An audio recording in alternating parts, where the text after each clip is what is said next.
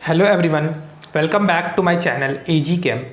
तो आज हम स्टार्ट करेंगे इंथैल्पी ऑफ न्यूट्रलाइजेशन और आज थर्मोकेमिस्ट्री का पोर्शन कंप्लीट हो जाएगा। फिर अगले लेक्चर में हम लोग सेकंड लॉ ऑफ थर्मोडायनेमिक्स से स्टार्ट करेंगे। तो ये न्यूमेरिकल हम लोग करेंगे, पहले हम लोग कुछ पढ़ लेते हैं, फिर उस टॉपिक का पढ़ने के बाद फिर ये न्यूमेरिकल सॉल्व करेंगे। तो पहले देखिए इंथैल्पी ऑफ न्यूट्रलाइजेशन क्या होता है।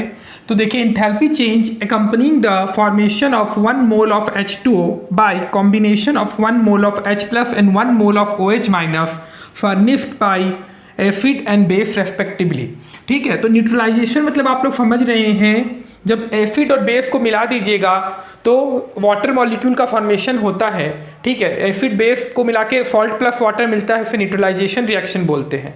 और अगर आप अपोजिट की बात करते हो, जैसे मान लो एसिड और बेस मिलाते हो तो हमें H2O प्लस सॉल्ट मिलता है, ये न्यूट्रलाइजेशन रिएक्शन है। बट अगर आप H2O प्लस सॉल्ट को रिएक्ट करा के एसिड बेस बनाओगे तो सॉल्ट हाइड्रोलिसिस होगी, जो मैंने इक्विलिब्रियम में आप लोग को पढ़ाई है। ठीक है, बात हम वो नहीं करेंगे अभी, मैं जानकारी के लिए बता रहा था आपको। तो यहाँ पे देखो क्या होता है, H पॉजिटिव एक्वस और H नेगेटिव एक्वस मिलके H2O मॉलिक्यूल का फॉर्मेशन करता है। मतलब एसिड और बेस मिलके H2O बनाता है। 1 मोल की बात कर रहे हैं, 1 मोल H plus 1 mole OH negative and 1 mole of H2O form. तो यहाँ पे क्या होता है, जो हीट लिबरेट होता है उसे इंथैल्पी ऑफ न्यूट्रलाइजेशन बोलते हैं। तो स्ट्रॉन्ग एसिड और स्ट्रॉन्ग बेस की बात करते हैं तो 57.1 किलो जूल ये हमारी होती है इंथैल्पी ऑफ न्यूट्रलाइजेशन। ये फिक्स है, ये कांस्टेंट है, ये वैल्यू चेंज नहीं होती। अगर तुम्हारा एसिड भी स्ट्रांग है, बेस भी स्ट्रांग है, तो ये वैल्यू चेंज नहीं होती। अगर किलो कैलोरी की बात करते हैं तो -13.7 किलो कैलोरी।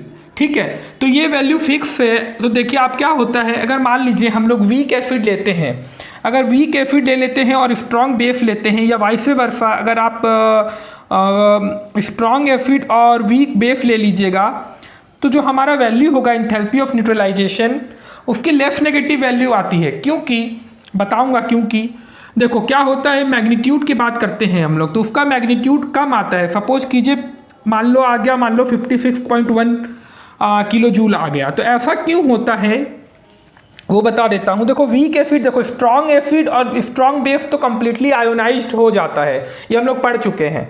बट क्या होता है, वीक एसिड हमारा कंप्लीटली आयोनाइज नहीं होता है। जैसे हमारा ये रिएक्शन है, एसिटिक एसिड की बात करते हैं तो जब ये टूटेगा तो CH3OO negative acetate ion plus H positive हमें मिलता है। तो ये इतना वीक एसिड है तो ये टूटना नहीं चाहता है, आयोनाइज नहीं होता है। तो कुछ अमाउंट ऑफ एनर्जी, यहाँ पे जो एनर्जी निकल रही है, कुछ अमाउंट ऑफ एनर्जी खर्चा होती है, स्पेंड होता है कुछ अमाउंट ऑफ एनर्जी इसको तोड़ने में, इसको आयोनाइज करने में कुछ अमाउंट ऑफ एनर्जी हमारी स्पेंड हो जाती है। इसीलिए जो वैल्यू हमें मिलती है वो लेस नेगेटिव मिलती है, न्यूमेरिकली हमें कम मिलती है। तो आपसे पूछ लिया जाएगा आयोनाइजेशन ऑफ वीक एसिड हम लोग कैसे निकालेंगे, तो वो मैं बताता हूँ। सपोज कीजिए एसिटिक एसिड और आप NaOH का रिएक्शन करा देते हैं, तो इसमें जो हमें इंथैल्पी ऑफ न्यूट्रलाइजेशन मिलता है वो सपोज कीजिए हमें 56.1 किलो जूल मिल गया। तो देखो कुछ अमाउंट ऑफ एनर्जी आयोनाइजेशन में खर्चा हो गई है, तो वो निकालने के लिए आप क्या कीजिएगा, वो निकालने के लिए आप डेल्टा H आयोनाइजेशन के लिए I लिख दीजिए। ये निकालने के लिए आपको क्या करना होगा, माइनस करना होगा, -56.1 किलो जूल माइनस, और जो हमारा एनर्जी कांस्टेंट है 57.1 किलो जूल। तो इसको माइनस कर लीजिए तो माइनस माइनस प्लस हो जाएगा। तो 56.1 प्लस 57.1 मतलब 1 kilo joule, 1 kilo joule of energy हमें चाहिए for ionisation of weak acid. तो हमारा इंथैल्पी ऑफ न्यूट्रलाइजेशन में इतना ही है, इतना ही पढ़ना है हमें। इससे क्वेश्चन पूछेगा, केवल बस इतना ही पूछेगा आपसे, इंथैल्पी ऑफ आयोनाइजेशन निकालने के लिए बोलेगा, वीक एसिड के लिए दी हुई रहेगी और आपको ये कांस्टेंट वैल्यू याद रखनी पड़ेगी। अगर क्वेश्चन में नहीं गिवन है तो आप याद रखिएगा -57.1 किलो जूल। किलो कैलोरी में बात करें तो -13.7 किलो कैलोरी। ठीक है, ये टॉपिक खत्म होता है। इंथैल्पी ऑफ न्यूट्रलाइजेशन में हमें इतना ही पढ़ना है, इससे ज़्यादा हमें नहीं पढ़ना। अब एक दूसरा टॉपिक है इंथैल्पी ऑफ एटोमाइजेशन, फिर बॉन्ड इंथैल्पी पढ़ेंगे, उसी का न्यूमेरिकल है, फिर लेक्चर खत्म करेंगे। तो इंथैल्पी ऑफ एटोमाइजेशन बता देता हूँ क्या होता है। डेफिनेशन, एक सेकेंड वीडियो फ्रेम हो रहा है कि नहीं मैं देख लेता हूँ। वीडियो फ्रेम हो रहा है, चलिए। अच्छा, इंथैल्पी ऑफ एटमाइजेशन बता रहा था, इंथैल्पी ऑफ एटमाइजेशन। तो देखिए इसमें क्या होता है, इसमें enthalpy change accompanying the dissociation of 1 mole into its gaseous atoms, ठीक है।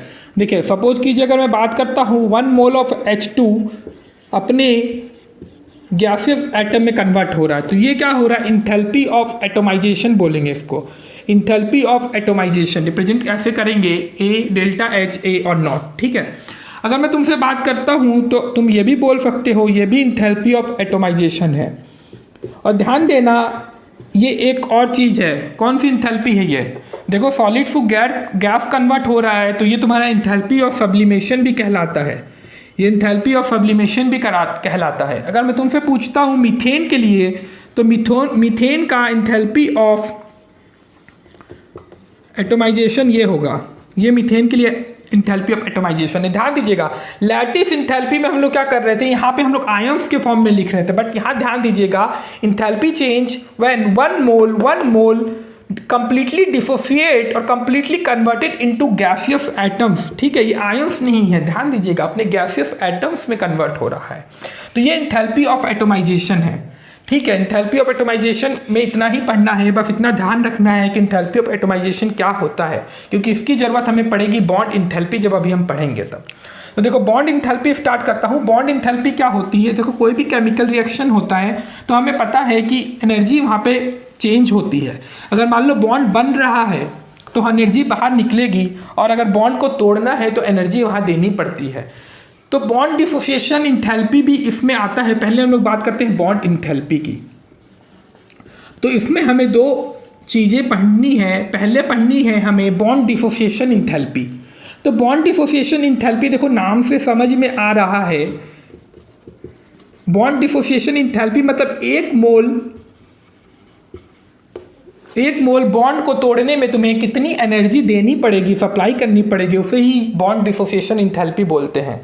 जैसे एग्जांपल के थ्रू समझाऊं तो ज़्यादा क्लियर होगा। अगर मैं डायटोमिक मॉलिक्यूल की बात करता हूं, देखो डायटोमिक मॉलिक्यूल की बात करता हूं, यहाँ पे मैं ध्यान से समझना। अगर मैं मान लो मैं बात करता हूँ डायटोमिक मॉलिक्यूल की तो H2 की बात करता हूँ, तो देखो ये जो मैं तोड़ रहा हूँ HH की बॉन्ड को तोड़ रहा हूँ तभी तो 2H हमें मिल रहा है। तो ये जो एनर्जी हमें कहाँ पे देनी पड़ेगी इस बॉन्ड को तोड़ने के लिए, इसे ही बॉन्ड डिसोसिएशन इंथैल्पी बोलते हैं। तो इन केस ऑफ डायटोमिक मॉलिक्यूल क्या होता है, बॉन्ड इंथैल्पी जो होती है वो बॉन्ड डिसोसिएशन इंथैल्पी के बराबर हो जाती है, मतलब बॉन्ड डिसोसिएशन इंथैल्पी के बराबर होती है बॉन्ड इंथैल्पी, बॉन्ड डिसोसिएशन। और तुम देखो तो ये इंथैल्पी ऑफ एटोमाइजेशन भी है, इसको हम लोग इंथैल्पी ऑफ एटोमाइजेशन भी बोल रहे हैं। तो देखो हाइड्रोजन के केस में या तो तुम इसको एटोमाइजेशन एनर्जी बोल दो, एटोमाइजेशन इंथैल्पी बोल दो, या फिर तुम बॉन्ड डिसोसिएशन इंथैल्पी भी बोल सकते हो। तो हम लोग बोल सकते हैं कि इससे जो बॉन्ड इंथैल्पी है वो equals to bond dissociation enthalpy और बॉन्ड एटोमाइजेशन इंथैल्पी। बट अगर मैं बात करता हूँ पॉली एटॉमिक मॉलिक्यूल की तो वहाँ पे थोड़ा सा केस डिफरेंस हो जाता है। पॉली एटॉमिक मॉलिक्यूल की बात करता हूँ तो वहाँ हम लोग बात करते हैं मीन बॉन्ड इंथैल्पी की, मीन बॉन्ड इंथैल्पी की बात करते हैं। जैसे मान लो H2O मॉलिक्यूल की बात करता हूँ, अगर H2O मॉलिक्यूल की बात करता हूँ तो हम लोग OH बॉन्ड को तोड़ने के लिए जितनी एनर्जी हमें देनी पड़ेगी, ज़रूरी नहीं कि इस OH बॉन्ड को तोड़ने के लिए भी उतनी ही एनर्जी देनी पड़ेगी। जैसे मैं बताता हूँ H2O को अगर हम तोड़ते हैं तो पहले OH और H में तोड़िए, फिर बाद में OH, ये ऐसे इस तरीके से टूटेगा, ये O और H टूटेगा। तो मैं बता रहा हूँ कि जैसे एनर्जी दोनों की अलग होगी। जैसे मैं और भी एग्जांपल लूँगा तो ज़्यादा क्लियर होगा। मतलब यहाँ हम लोग एवरेज बॉन्ड इंथैल्पी की बात करते हैं, दोनों OH को तोड़ने में कितनी एनर्जी हमें लगेगी वो डिवाइडेड बाई 2 करते हैं, तब हमारी बॉन्ड इंथैल्पी आती है। मीथेन का एग्जांपल लूँगा, ज़्यादा क्लियर होगा वो। तो इतना आप लोगों को समझ में आ रहा है बॉन्ड इंथैल्पी क्या होता है। बॉन्ड इंथैल्पी में हम लोग 2 तरीके से बात करते हैं, बॉन्ड डिसोसिएशन इंथैल्पी और बात करते हैं मीन बॉन्ड इंथैल्पी की। मीन बॉन्ड इंथैल्पी तो क्या होता है, डायटोमिक मॉलिक्यूल के केस में जितना हमारा बॉन्ड इंथैल्पी होता है वो इक्वल होता है बॉन्ड डिसोसिएशन इंथैल्पी के। But in case of polyatomic molecule we will talk about mean bond enthalpy. ये किस तरीके से करते हैं, कैसे निकालते हैं, बॉन्ड इंथैल्पी का फॉर्मूला क्या है, वो सब बता रहा हूँ। देखो इसमें याद रखने वाली चीज़ ये है कि बॉन्ड इंथैल्पी का जो इसमें फॉर्मूला होता है वो ये होता है कि sum of enthalpies of reactant, sum of enthalpies of reactants minus sum of enthalpies of product.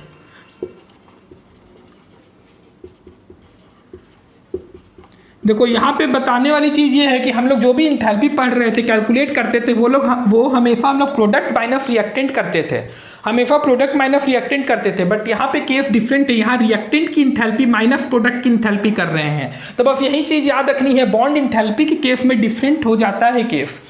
पहले हम लोग रिएक्टेंट की इंथैल्पी लेते हैं फिर माइनस करते हैं प्रोडक्ट से, बट बाकी जगह पहले प्रोडक्ट लेते हैं फिर माइनस रिएक्टेंट करते हैं। तो ये चीज़ याद रखिएगा। अब देखिए मैं बात कर रहा हूँ मीथेन की मैं बात कर रहा हूं। तो ये क्या हो रहा है, ये तो देखो कन्वर्ट हो रहा है अपने एक मोल मीथेन कन्वर्ट हो रहा है अपने गैसियस एटम्स में। तो मैं यहाँ पे इंथैल्पी ऑफ एटोमाइजेशन भी बोल सकता हूँ, तो इंथैल्पी ऑफ एटोमाइजेशन भी मैं बोल सकता हूँ यहाँ पे।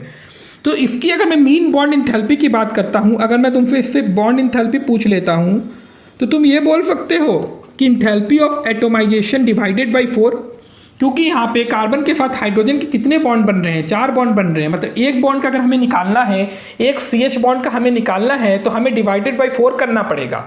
क्वेश्चन के थ्रू देखते हैं, ज़्यादा क्लियर होगा।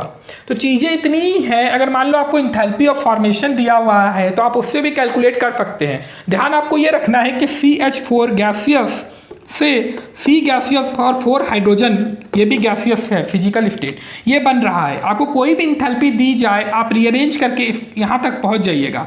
यहाँ तक पहुँचने के बाद आप निकाल लीजिएगा बिल्कुल इजीली वे में, कोई दिक्कत नहीं है। क्वेश्चन देखते हैं वो वाला, तो इसी फॉर्मूले पे बनेगा। देखो क्वेश्चन क्या है, अगर ये क्वेश्चन आ जाता है तो समझ लीजिए बहुत स्कोरिंग है, छोड़ के मत आइएगा। देखिए इफ एट 298 केल्विन 2003 में पूछा गया है, if at 298 kelvin the bond energy of carbon hydrogen, carbon carbon, carbon double bond, carbon hydrogen, hydrogen bonds are respectively, सबकी एनर्जी दी हुई है हमें, हमसे पूछा है the value of enthalpy change for the reaction. मतलब यहाँ पे बॉन्ड इंथैल्पी की बात कर रहा है। तो तुम देखो बॉन्ड इंथैल्पी के लिए मैंने आपको अभी बताया है फॉर्मूला। आपको क्या करना है, sum of enthalpy of reaction, मतलब enthalpy of sum of enthalpies of reactants कितनी है। तो यहाँ पे देखो इस तरीके से तोड़ के हमें लिखना पड़ेगा 4 इंटू, यहाँ पे कार्बन हाइड्रोजन बॉन्ड कितने हैं, 2 इधर हैं 2 इधर हैं, तो 4 इंटू C बॉन्ड H, ठीक है, प्लस एक कार्बन कार्बन बॉन्ड है तो 1 इंटू C, इस तरीके से लिखना पड़ेगा, प्लस एक हमारा हाइड्रोजन हाइड्रोजन बॉन्ड है तो 1 इंटू कीजिएगा। ये तुम्हारी रिएक्टेंट की इंथैल्पी आ गई। अब तुम्हें माइनस करना है सम ऑफ प्रोडक्ट इंथैल्पी। मतलब देखो यहाँ पे C और H के कितने बॉन्ड है, 3 इधर है 3 इधर है, मतलब 6 C into H, plus carbon carbon का एक बॉन्ड है तो प्लस C इंटू 1। तो ये तुम्हें आ गया है, ये तुम फॉर्मूला लिख ली हो। अब तुम्हें कुछ नहीं करना, बस यहाँ पे बॉन्ड इंथैल्पी की वैल्यू पुट करनी है।